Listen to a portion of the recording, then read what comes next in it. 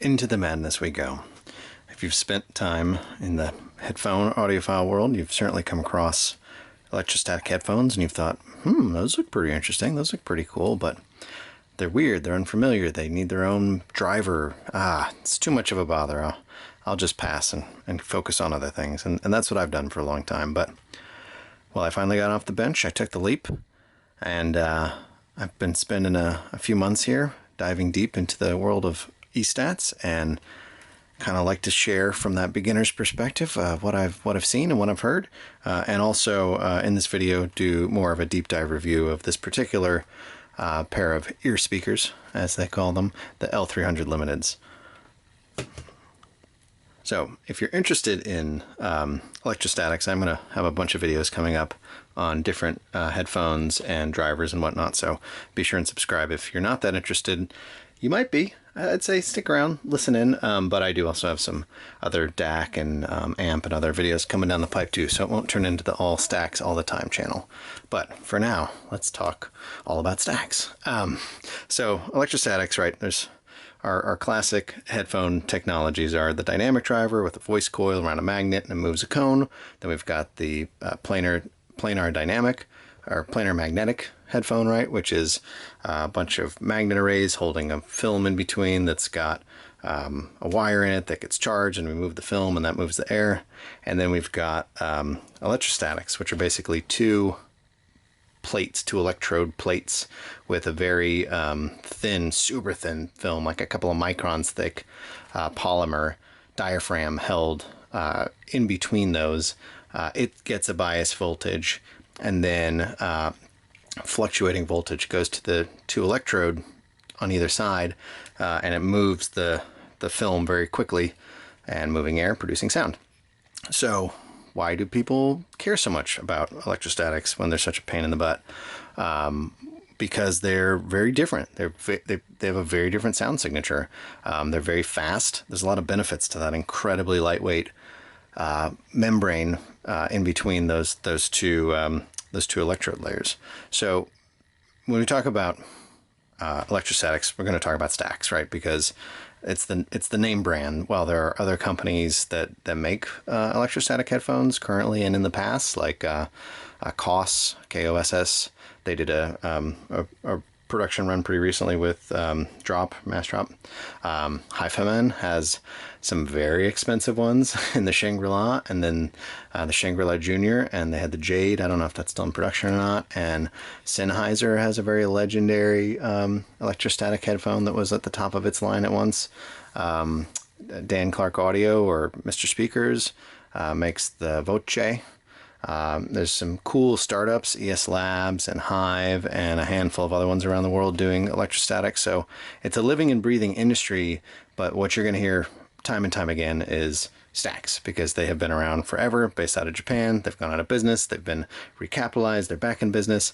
They've made, I don't know, maybe 50 or 100 different pairs of headphones, and, dozens of amps over the years. And the used market, when you start to get interested in electrostatics, you're just gonna come up against a lot of STAX. And so STAX has basically two series of headphones that you'll bump into a lot. The Omegas, which I guess started with the STAX Omega, which is a round driver, round open back driver, and then more recently the SR007 and the SR009, sort of outpacing each other as the top of the line, and then very recently the 009S, which I guess is just a slightly better version. I think there's also a black edition of the 009, which is supposed to be the same but has different trim, but people say it sounds different. So seeing as how, like, comparatively to dynamic and planar, there's such a smaller population of people who actually listen. The rumor mill, or who've actually gone down the electrostat route, the rumor mill and the forums are extra crazy and wild, so it's very fun. So those are like the big boy, the really expensive $2,500 to $4,000 headphones. The other series that's still in production is the Lambda series, and I'm not sure that STAX actually calls these two series. I don't see them refer to it that much in their literature, but that seems to be how everyone talks about them. The Lambdas are these crazy rectangular 80s Spacetron, wacky looking things. And again, there was originally a Lambda, and then since then there's been many variants. Now they're all labeled L something, so the L300 at the bottom, L500, and L700 at the top of the line, and those are all currently in production. I think some of them are into their Mark II version, etc., etc. So the other thing, so anyway, these are typically cheaper than the Omegas, but they also just have a very different sound signature. So I wouldn't say that the Omegas are 100% inherently better. They're different, and it kind of depends why you're getting into stacks as to which you might choose. And I'll talk more about that later. So the other thing to think about when you're sort of getting into this stuff is bias. And so the bias voltage that's fed into these, originally the normal variant was, or what's called normal, is 230 volts, and that has a 6-pin plug. And the Pro, which is now sort of the standard, has a 580 volts, and it's the 5-pin. So this is the Pro, and what you're going to see commonly in modern production things, and other people use that pin out as well. So if you're interested in getting into stacks and want to try stacks throughout the ages, you may want to look for a driver unit that features both. So this is a SRMT1, and it's got, you can see these are the two Pro onlys over here, and then this is the normal, and you see there's an extra hole for that 6th pin in the middle. People have converted normal to run, or Pro to run normal. So there are other options certainly, but something to consider if you want to try out some of the older out of production. There hasn't, I think it was like maybe the early 90s was the last production run of a normal bias headphone from STAX. There's also a Electret, which I think is a 6-pin as well. It looks just like the normal, but was for or doesn't have 5 or 6. Anyway, that was like a thing where I guess the membrane came pre-biased or pre-charged. It had its own charge. It didn't need it from the amp, but apparently they lose their charge and die over time. So just kind of be aware of that. So beyond, if you want to get into Estats, beyond the headphone, you'll need the driver, and there's STAX makes a number of different drivers, from just pure solid state variants to tube hybrids, where it'll be solid on the way in and tubes on the way out. They make sort of transformer or converter boxes, which use, basically you put a speaker amp in between your music source and the transformer box, and it's actually providing the audio signal, and then the transformer box is just sort of converting it up to the right voltage for the electrostatics. I think those are sort of looked down on a little bit as like not as good fidelity as some of the nicer amps, but I think it's really about finding a balance and a pairing, as always, between the headphones and the amp and what works best in your source and all that synergistic stuff. Again, there are people outside of STAX who make drivers, like Hi-Fi Man made a driver that went with its Jade, or Jade 2. And then there's a bunch of smaller companies like Headamp makes Blue Hawaii SE, that's like sort of the king of the tube amps, and you'll see this KGSS, and you'll see carbons, and you see all these terms, and basically they're just different circuit designs that either one or more than one builder makes. Sometimes it's an individual builder, sometimes it's a company. So it's a really kind of interesting cottage industry style marketplace these days, besides the like gorillas in the room like Hi-Fi Man and STAX. But it's really fun to dig into that stuff, because there's a lot of interesting people doing interesting work out there. So let's talk just for a sec before we talk specifically about this pair of headphones about what is that electrostatic sound? Why, if I've got a nice pair of dynamic headphones and I've got a nice planar and they both work on the same amp and I'm pretty like happy, why would I even care? Why would I even want to go down this route? Well, I thought those questions, and I sat on the fence for a long time, and I hemmed it on, and then I finally said, okay, I'm going in. And immediately when I fired these things up and sat there and listened to the first couple songs, I was like, this is so different. This is just very differentiated from those other those other headphone technologies. I think I'd characterize it as more speaker-like. It feels a little bit less like you have speakers sitting right on your ears and more like there's speakers in the room. It's not the same as listening to a 2-channel setup at all. I can't go that far, but it definitely comparatively, it feels, it has more of that space and three-dimensionality. The sound is like very sculptural, I guess is the word I'd use. Like each note you can sort of like peek behind almost. There's a ton of separation between everything, and you get a lot of detail around the edges of everything. If you go back and forth as I have between something like this and a very good, planar dynamic headphone, it'll almost feel kind of flat by comparison. It's sort of, this is so 3D and articulated that when you go back to that other world, you're like, these are like really reach out and sort of grab your attention. Most of them, I think the 007 might be the exception to that rule, and I'll do a review of that guy in a bit, but most of the electrostats I've heard so far, they are very, they're in your face. They want your attention. They sort of demand. I call it like special occasion listening, focus listening, where you're not writing emails, you're not like soldering, you're just listening. You're just in the armchair, eyes closed, just listening. I think that's what STAX are for. They're very fast. The attack is like crazy fast. Things can hit really hard, but they are drier, definitely drier. And definitely can be a bit harsh at times, and that's pretty much true across everything I've heard so far. And for me, generally speaking, I think electrostats are more enjoyable with simpler music, with like a 3 or 4 piece jazz ensemble or chamber music or something where they're focusing on a vocalist with a little bit of accompaniment, rather than sort of modern producer music with just a ton of elements and noises and distortions and things. I think that for me is just like too much. But when you really want to just really listen carefully to, a beautiful singer, or listen closely to a violin, or, just really zone out and enjoy that stuff, I think that's for me what electrostatics are kind of how they connect with me. So let's talk about these. These are a L300 Limited. So the L300 would be the lowest of the STAX Lambda line. But this was released as an anniversary edition a few years ago. And my understanding is that basically they put L700 drivers, the top of the Lambda line, into the plastics of the 300, the bottom of the line, to try to find a cool, really cost-optimized and very unique package.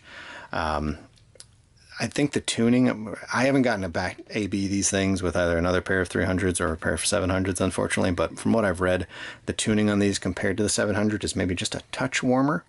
But, that's all hearsay.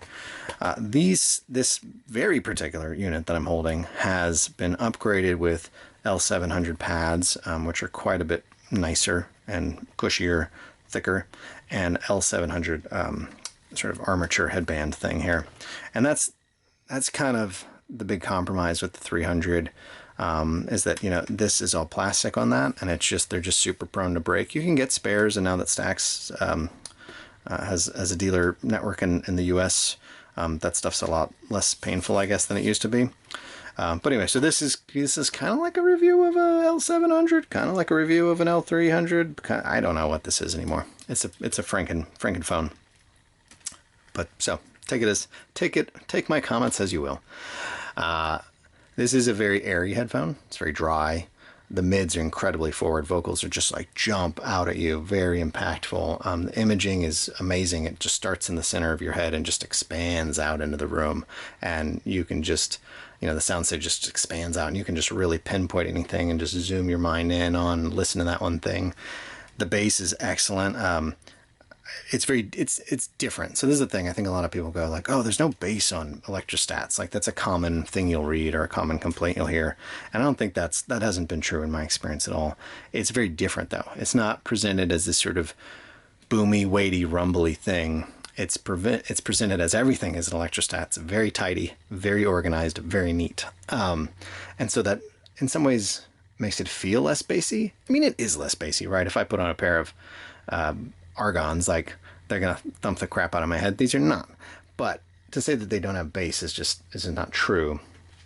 Like I said, the bass is just different, but it's so detailed. There's such a rewarding side to the bass, and I think in these particularly, it's this really fun, energetic bass. Like if you're listening to like somebody playing an upright bass, just doing a little solo, boop, boop, boop, boop, boop.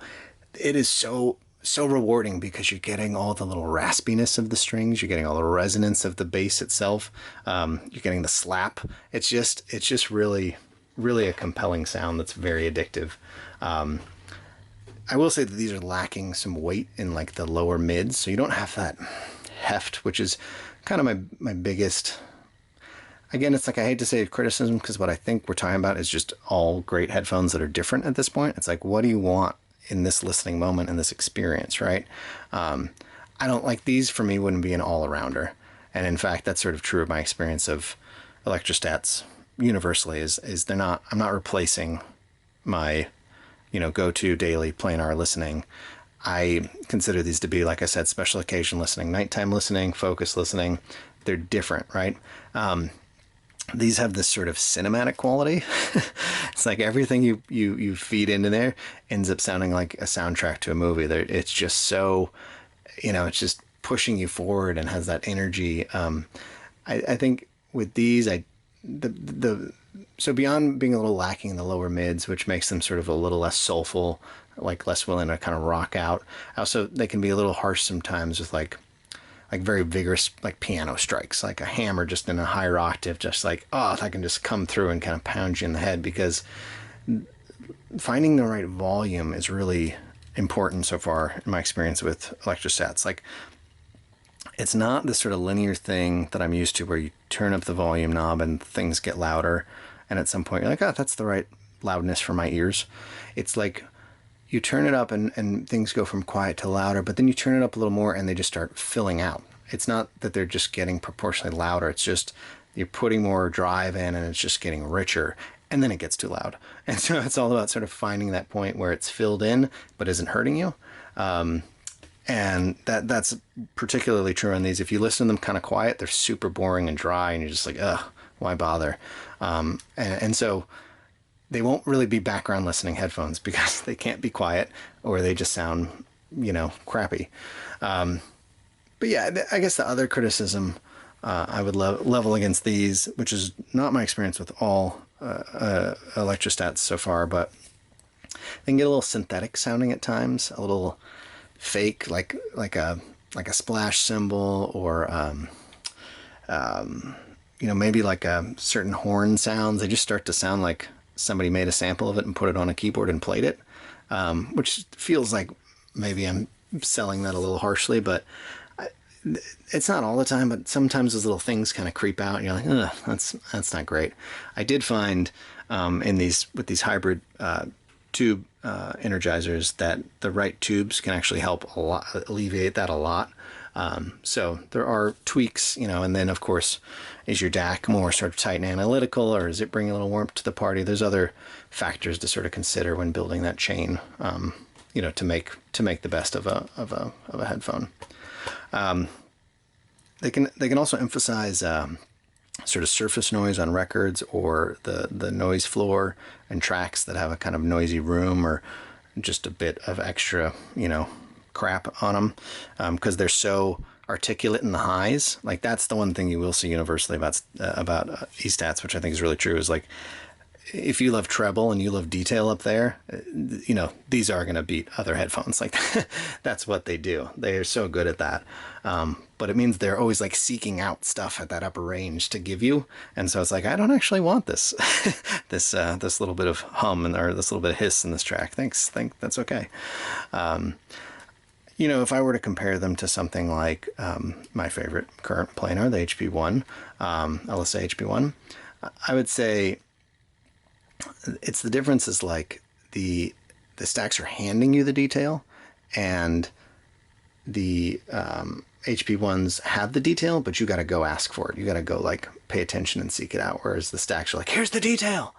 When you sort of go back and forth between this and like a really, nice dynamic, like a ZMF, like going, putting those back on feels sort of like a rich, warm hug. They're like, oh, this is relaxing and nice. And it feels sort of safe and familiar. But then a second later, you're like, it also sounds a little boring now. It sounds a little flat. you know, compared to other Estats, I think I'll kind of hold off on that because I'm going to do individual reviews for I think at least 3 more pairs of cans, and then I kind of maybe talk about how they all stack up against each other. So we'll kind of leave it there. But if, like I said, if you are interested in hearing more about electrostats, do go ahead and subscribe. I'll try to get these things out in a reasonable speed.